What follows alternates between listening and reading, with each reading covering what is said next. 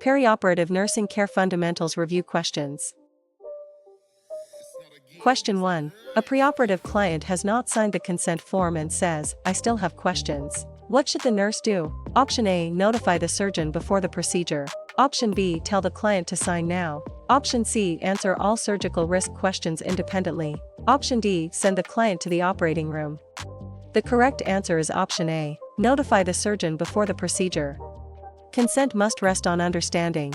Unanswered questions mean the process is not complete, so the provider must clarify before surgery moves forward. Question 2. A nurse prepares a client for surgery. Which items should be removed before transport? Option A. Wedding ring if policy allows safe removal. Option B. Identification band. Option C. Allergy band. Option D. Surgical site mark. The correct answer is option A. Wedding ring if policy allows safe removal. Personal items can cause injury or get lost. Identification, allergy alerts, and site markings are safety anchors that must remain visible. Question 3. A client returns from anesthesia. Which assessment has highest priority? Option A. Airway and breathing. Option B. Favorite food preference. Option C. Discharge clothing. Option D. Long-term exercise plan. The correct answer is option A. Airway and breathing.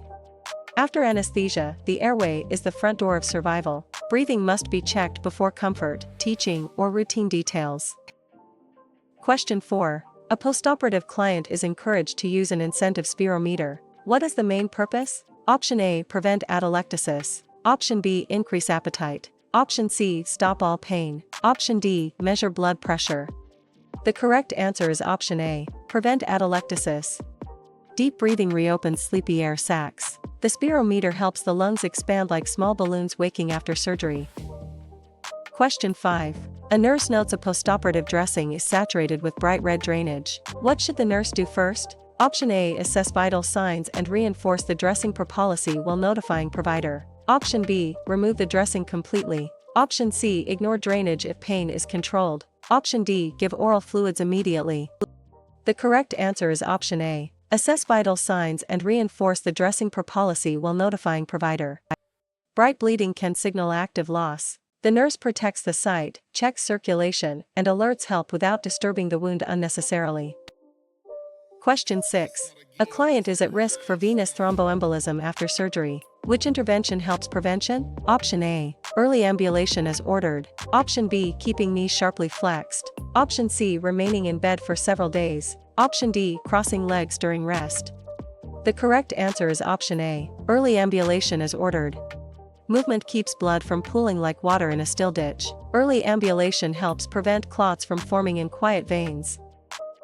Question 7. A preoperative checklist shows no allergy information documented. What should the nurse do? Option A. Verify and document allergies before surgery. Option B. Leave the space blank. Option C. Assume no allergies exist. Option D. Ask after anesthesia begins.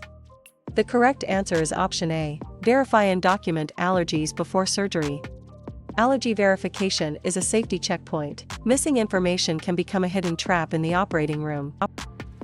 Question 8. A postoperative client reports sudden shortness of breath and chest pain. What should the nurse do? Option A. Stay with the client, assess, and call for rapid help. Option B. Encourage sleep. Option C. Offer a snack. Option D. Wait for routine rounds.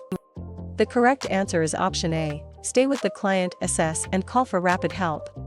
Sudden chest symptoms after surgery may signal a life-threatening clot or heart event. Immediate assessment and escalation protect minutes that matter. Question 9. A client asks why they cannot eat before surgery. Which explanation is best? Option A. An empty stomach reduces aspiration risk during anesthesia. Option B. Food makes the incision heal slower immediately. Option C. Eating always cancels surgery forever. Option D. NPO prevents all postoperative pain. The correct answer is option A. An empty stomach reduces aspiration risk during anesthesia. Anesthesia can dull protective reflexes. An empty stomach helps keep stomach contents from entering the lungs. Question 10. A nurse teaches splinting the incision with a pillow when coughing. Why is this helpful? Option A. It supports the incision and promotes effective coughing. Option B. It replaces pain medication. Option C. It prevents all bleeding. Option D. It removes the need for deep breathing. The correct answer is option A. It supports the incision and promotes effective coughing. Splinting steadies the wound like a hand on a door in wind. It reduces discomfort so the client can cough and clear secretions. Question 11. A postoperative client has not voided for several hours. What should the nurse do first? Option A. Assess bladder distension and intake output. Option B. Insert a catheter without assessment. Option C. Ignore until next day. Option D. Restrict fluids permanently. The correct answer is option A. Assess bladder distension and intake output. Urinary retention can hide after anesthesia. Assessment shows whether the bladder is quietly filling and needs intervention. Question 12. A nurse verifies the surgical site marking before transport. Which safety goal is supported? Option A. Prevent wrong site surgery. Option B. Improve appetite. Option C. Reduce hospital billing. Option D. Choose anesthesia type. The correct answer is option A. Prevent wrong site surgery. Site verification is a final compass check. It prevents the team from traveling confidently in the wrong direction. Question 13. A client asks when pain medicine should be requested after surgery. Which teaching is best? Option A. Report pain before it becomes severe. Option B. Wait until pain is unbearable. Option C. Avoid pain medicine to heal faster. Option D. Use medication only at discharge. The correct answer is option A. Report pain before it becomes severe. Pain is easier to control before it becomes a wildfire. Early reporting supports breathing, mobility, and recovery. Question 14. A nurse receives a postoperative client with oxygen for fluids and drains. Which action comes first? Option A. Assess airway, breathing, circulation, and level of consciousness. Option B. Empty all drains first. Option C. Call dietary. Option D. Begin discharge teaching. The correct answer is option A. Assess airway, breathing, circulation, and level of consciousness. The first postoperative look follows life priorities. Airway, breathing, circulation, and consciousness reveal whether the patient is stable after anesthesia. Question 15. A client with abdominal surgery refuses to turn because of pain. What should the nurse do? Option A. Medicate as ordered and assist with repositioning. Option B. Allow no movement for the entire shift. Option C. Tell the client pain does not matter. Option D. Remove pillows from the bed.